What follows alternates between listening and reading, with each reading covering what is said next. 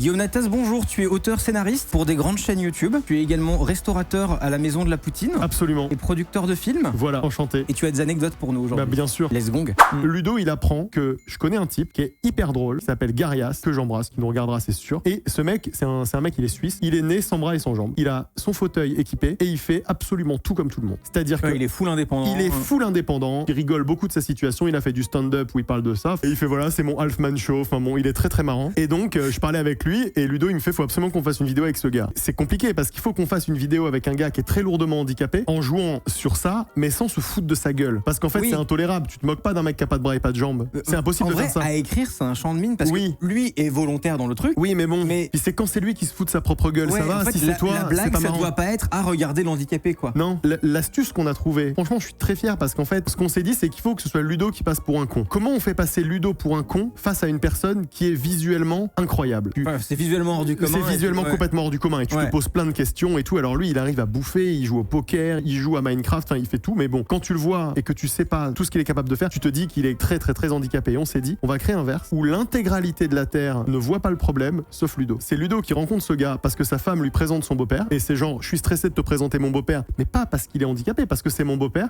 et vous allez passer une journée ensemble. Et toute la journée, ils font des trucs que normalement on peut pas faire quand on n'a pas de bras et pas de jambes. Et en fait, le beau-père il y arrive et Ludo il y arrive pas. Et à la fin, il y a une scène un peu cartoonesque et finalement ils ont tous les deux passé une bonne journée. Le serveur il sert les deux, il voit pas le problème et il sert un truc. Alors c'est un plat où faut décortiquer des cacahuètes, il y a des noix de coco à ouvrir soi-même, il y a des apéricubes. En fait, on a imaginé tous les trucs qui demandent d'être très minutieux.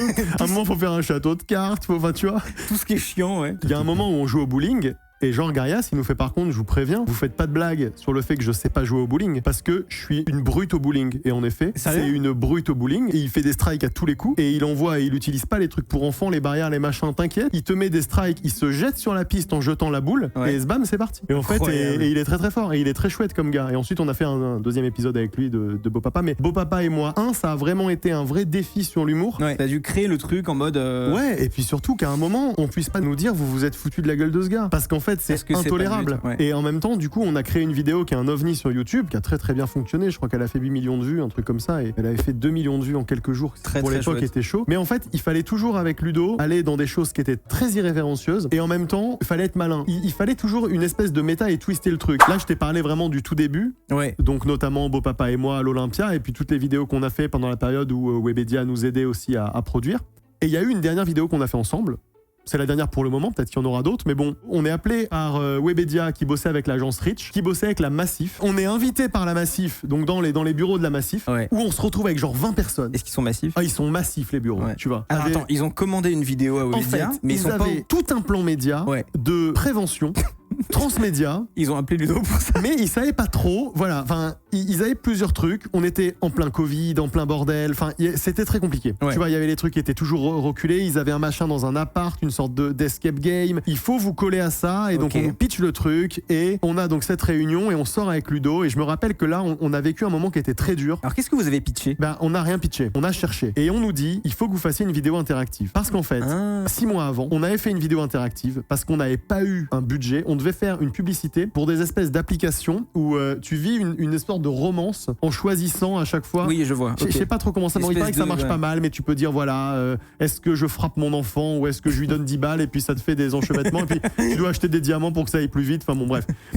On nous dit faites ça et donc nous on fait ok, on va faire une vidéo interactive et en fait on s'est inspiré d'un truc qu'avait fait Camille Fievez quelques mois avant où elle avait fait un truc comme ça en vacances où tu pouvais faire des choix multiples où à la fin de la vidéo elle utilisait le fait qu'à la fin de la vidéo YouTube tu pouvais mettre 2 vidéos en choix pour faire une sorte d'araignée de choix et tu vivais comme ça une aventure comme un livre dont vous êtes le héros, tu vois. Bon, finalement on n'a pas le budget, sauf qu'on se dit on s'en bat les couilles, on le fait quand même. Donc Ludo il prend sur sa thune à lui et tout, enfin on se paye pas et on fait aidez-moi à choper Noémie où c'est un rendez-vous galant où il doit aller au resto et sur le chemin il lui arrive plein de trucs et il faut faire des choix. Voilà, est-ce que je prends une trottinette ou un Uber, est-ce que je vais à gauche ou à droite, est-ce que je passe par les quais, puis à chaque fois il se passe des trucs et selon ce que tu choisis tu vis des aventures, à chaque fois il y a des gags et tout. Et donc Rich ils vendent ça à la Massif, ils disent on vous fait une vidéo interactive, sauf qu'ils avaient pas du tout de concept et ils nous disent trouvez un truc pour faire de la prévention. Autour de quoi? Autour des conduites à risque. Parce que la Massif, ils ont de l'argent d'argent qu'ils doivent investir ou qu'ils veulent investir chaque année sur les conduites à risque. Et je suppose que quand tu investis... dans sa vidéo va tout bonnement conduire très vite. Alors non, drogue. Justement pas. Attends, on y arrive. On sort de ce rendez-vous, on se tanque dans un café du 15e, et là on vit un moment dur, qui sont des vrais moments où en fait t'as pas d'idée. Et on est là, et on fait putain, merde, qu'est-ce qu'on va bien pouvoir faire? Prévention, drogue, conduite à risque sexuel, et je crois code de la route et tout, avec quand même derrière toujours le problème de faut pas de sang, faut pas de drogue. Tu peux pas montrer tout sur YouTube parce que tu te prends des strikes. Et puis même derrière t'as la compliance de la Massif qui va regarder le truc et qui va se dire les mecs vous êtes en train juste de prendre de l'héros sur la carte. Mais alors là-dessus je vais pas me plaindre parce que la Massif ils ont été très cool. Mais donc on a eu plus de 10 heures de brainstorm avant de trouver une idée qui nous contentait. C'est-à-dire un truc où on s'est dit on peut faire une histoire interactive qui fait de la prévention. Et c'est drôle. Et en même temps ça répond quand même au problème de la Massif qui est montrez-nous des situations qui sont dangereuses et qu'il faut pas reproduire. Et donc on crée une histoire où Ludovic se retrouve avec sa belle-sœur, donc la sœur de sa petite amie, qui fume du Kanatoshi depuis 3 jours parce qu'on ne voulait pas dire le mot en C. Donc ou le mot en S, enfin bon, pour pas se prendre des strikes, parce qu'on avait la problématique en plus d'une vidéo payée par la Massif et tout, donc si elle se fait striker J1 moins de 18 et tout, ça va mal se passer. Et qu'en plus de ça, comme c'est des vidéos avec plein de ramifications, si on a une qui saute, c'est la cata. C'est foutu. Donc on fait aidez-moi à démanteler le cartel du Kanatoshi. Et en fait c'est l'histoire, c'est que sa petite amie, à chaque fois elle veut jamais coucher avec lui, enfin c'est le verse Ludo, tu vois, et elle lui dit ok là ils sont sur le point de coucher ensemble pour la première fois. Elle fait attends, faut juste que je te dise un truc, j'ai peur que ma petite sœur prenne de la drogue, donc ils vont dans sa chambre et là elle est en mode Bob Marley, il y a de la fumée partout et tout. Ouais. Elle est giga droguée et l'autre lui fait bah oui elle est droguée, elle fait ok je suis très en colère, vous avez 2 heures pour démanteler le cartel de la ville, je veux plus jamais qu'il y ait de la drogue dans cette ville et sinon je couche pas avec toi, je te quitte, enfin bref, classico, elle se barre tu vois. Et donc on se retrouve avec Ludovic et Sophie Pénélope, sa belle-sœur, et ils vont ensemble démanteler le cartel de la drogue. Donc avec des choix, alors ils doivent d'abord aller chercher un dealer pour lui demander des infos, puis on se retrouve dans un restaurant mexicain qui cache en fait le truc, inspiration Breaking Bad, tu vois. Et ils volent un camion, puis ils finissent dans un hangar à avion où ils brûlent de la drogue avec de la sauce piquante. Enfin bon, vous irez voir si vous l'avez pas vu, la vidéo, elle est marrante. Elle est géniale. Et donc on envoie le script à la Massif. Et ils kiffent, mais ils nous disent juste en fait, il y a un problème, c'est que nous on avait fait notre truc habituel, c'est Ludovic dans son verse, il est con de ouf. Et donc en fait, dans les vidéos interactives, il y a des bons choix et des mauvais choix, tu peux mourir. Parce qu'en fait, si tu fais pas ça, tu crées tellement de ramifications que tu dois créer 200 heures de vidéo pour à la fin une vidéo qui dure 8 secondes. Et ils nous disent, il y a un blème, c'est que Sophie Pénélope, c'est la plus intelligente des deux. Or, elle est défoncée pendant tout le truc. Et elle conduit. Et on la faisait conduire le camion. À un moment, tu choisis qui conduit. Sophie Pénélope conduit ou Ludovic conduit. Et si tu choisis Ludovic, t'as une vidéo où il fait ne t'inquiète pas, les hommes savent conduire. Il fait je sais démarrer une voiture sans la clé. Il pète un truc, il connecte 2 fils, la voiture explose. Enfin, ça, c'est notre humour, tu vois. Et par contre, Sophie Pénélope, elle conduisait trop bien. Après, elle gère des flics qui les arrêtent. Enfin, la totale. Oui, alors qu'elle est complètement défoncée. Et on voulait pas sacrifier le blague de la voiture qui explose. Et donc, en fait, on a du coup créé un truc où quand elle rentre dans la voiture, il y a une intelligence artificielle qui s'active et qui fait genre vous êtes défoncé, Kanatoshi détecté, activation du mode sauvegarde. Et en fait, t'as une voiture, ça devient une voiture autonome, tout simplement. Tout seul, avec l'IA qui te parle en mode c'est une IA hyper sophistiquée, tu vois. Et t'as réussi à sauver ça pour la Ouais, et on a sauvé le truc, mais en fait, ils nous ont dit à un moment arrêtez de faire en sorte que seulement les bons choix ce soient ceux de Sophie Pénélope. C'est elle qui est droguée. Les gars, prévention. Et je me rappelle qu'on avait un call avec eux, tu vois. Et à chaque fois qu'on a un call avec le client, quand t'es l'auteur, le réal, c'est toujours il faut que tu portes ton projet. Oui, voilà, c'est ça. Et moi, j'étais prêt à tanker le client. Et ils font oui, on a quelques remarques. Et lui, mais il fait ouais, tu tankes et tout. Je fais ouais, je tank, t'inquiète. Et là, le client, il dit ça et je me tape une barre en cam parce que je fais mais il a tellement raison. Et j'étais genre waouh. Non. Je fais oh non, on est passé à côté de ça. Et en fait, on s'était attaché au perso de la petite sœur parce qu'on aimait bien cet antagonisme et tout. Et à la fin, ils sont trop amis. Puis tu sais, à la fin, elle décide d'arrêter le Kanatoshi et sur le plan suivant, elle a des livres de cours et un échiquier. Enfin, tu sais, elle est nouveau en mode petite fille modèle, tu vois. Et la Massif, ils ont été trop cool. Et même à la fin, on leur a fait un placement gratos. C'est qu'à un moment, Ludo, il peut choisir s'il détruit le stock de Kanatoshi ou s'il tue Sophie Pénélope parce que la baronne de la drogue lui propose de le rejoindre. Enfin bref, il a ce choix cornélien. Et si tu choisis tuer Sophie Pénélope, il y a les gens de la Massif qui arrivent en bagnole et qui disent bah Ludovic, quand même, on a payé cette vidéo. C'est pas possible. Et en fait, la Massif, ils ont grave kiffé d'arriver dans une des fins. Ils disaient ouais, on voudrait aussi arriver dans l'autre fin. Ouais. Du coup, en voiture, tu vois. On a dit non. Mais on a dit bah non, c'est un easter egg en fait. fait. Mais ils étaient grave marrants, ils ont grave joué le jeu, donc merci la Massif. Et cette vidéo, finalement, cette campagne a eu un prix stratégie de la meilleure campagne digitale de prévention, enfin un truc médaille d'or et tout. Ça me tape de barre parce que dans un sens, évidemment, parce que c'est quand même des vidéos qui ont énormément de boulot, et de l'autre, le fait qu'il y ait un prix stratégie pour une vidéo de Ludovic m'explose de rire. Puis même, on a quand même vendu à la Massif une vidéo qui parle que de drogue et elle est vraiment marrante. En plus, c'est vraiment, ils passent leur temps à fumer. Ils vont dans des endroits où il y a v'là la drogue, il y a des cartons entiers de drogue, tu vois. On est content du résultat. Et ouais, c'est la dernière vidéo qu'on a fait ensemble. Et si on a d'autres, ça serait cool. Mais on aimerait bien faire d'autres vidéos interactives. Très stylé. Donc les marques, achetez-nous des vidéos. À vos emails. Tic tac tac. Mais donc voilà, et j'aurais 1000 autres anecdotes à te raconter sur cette époque-là parce que en fait, c'est des vidéos qui sont très très très anecdotables. Parce que comme on bossait avec 3 bouts de ficelle, on bossait toujours à l'arrache. Comme on avait refait la vidéo de Benalla au même endroit. Enfin, il y a 1000 trucs. Je me souviens. Si les hard discos kiffent, eh ben, je pourrais venir raconter d'autres anecdotes. Mais pour ça, il faut qu'ils s'abonnent. Oui. Ce qui est extrêmement important. C'est vrai. Il faut qu'ils s'abonnent avec le bouton rouge. Et c'est pas genre, il dit abonnez-vous, je vais pas le faire. Non, non. Là, c'est on s'abonne. On prend un temps, moi je prends un temps pour vous expliquer comment ça se passe. Vous prenez le temps pour vous abonner. Faut prendre le temps de prendre. Et tiens, là, il y en a qui l'ont pas fait. Et donc je vais continuer. On va continuer, voilà, parce qu'il y a pas d'effort. Nous, il y a la vidéo, tu fais ton truc, t'as mis la cam, t'as mis le machin et t'abonnes pas. C'est consternant quand même. Mais c'est ton métier. Tu te rends compte ? T'as le gars dans ton écran, il fait mais tout ce qu'il peut. Il invite des gars, on raconte des trucs, on est poli, on nanana, il a peint le mur. Le bout ne s'abonne pas à la chaîne. Tiens, c'est gratos pour lui. Et il consomme du contenu. Ça se trouve, ça fait des années qu'il se bouffe du hard disk et il abonne pas. Son côté, toi, tiens, non mais juste, c'est important pour les gens. Toi, ton implication sur la chaîne, elle est colossale. T'as du matos, t'as des caméras, t'as une caméra là, vous voyez pas, il y a une GoPro qui est scotchée au mur et tout. Bon, t'as dû expliquer à tes parents, je vais pas avoir un métier machin.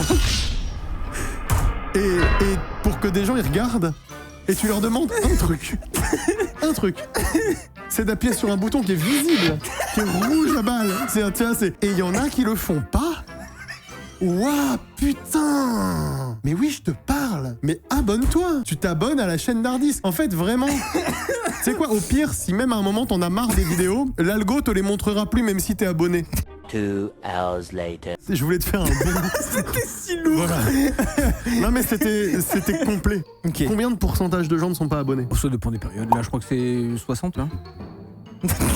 J'ai envie de partir. J'ai envie de partir. J'ai pas envie d'offrir à 60% des hardiscos mon anecdote la dernière anecdote, qui est incroyable. Notre objectif avec mon associé Florent, qui est aussi co-auteur sur plein de projets qu'on a fait avec Ludovic, c'est d'offrir de faire de l'entertainment. C'est ce qu'on préfère, tu vois. À côté de notre boulot d'auteur, on a eu envie de faire de la production de films, et on s'est associé petit à petit avec des gens pour investir une partie des bénéfices qu'on avait fait avec notre société dans de la production audiovisuelle, jusqu'à coproduire un gros film franco-lituanien qui sort là, qui s'appelle Vesper Chronicles, qui sort le 17 août. Au moment où on sort cette vidéo, il est soit en train de sortir ou soit déjà sorti. C'est bien le 17 août. C'est vraiment un super film. C'est un film de science-fiction. C'est une dystopie. C'est pas un film humoristique, donc je l'ai pas écrit.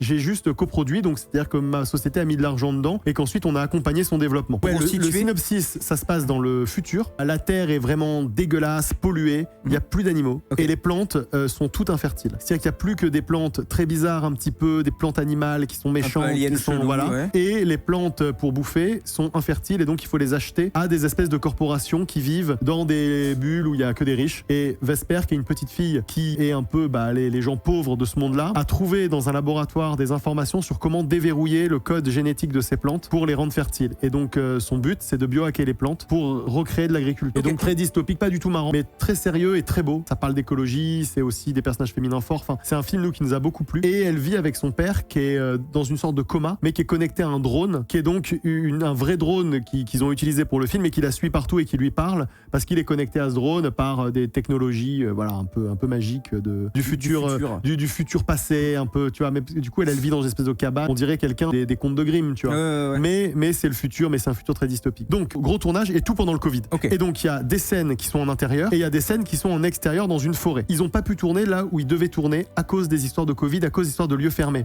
Attends, mais on parle d'une forêt. Une forêt. Fermée pendant le Covid. Non, il y avait des zones fermées, enfin bref, ils n'ont pas eu accès à des lieux parce qu'il y avait des couvre-feux, enfin bref. Et donc, ils décident de tourner dans un truc forêteux qui était plus près du studio. Parce que le studio était à côté aussi d'une zone, donc ils tournent là. Et le premier jour, il y a un ours qui arrive. Et en fait, ils ont fait fuir l'ours avec le drone.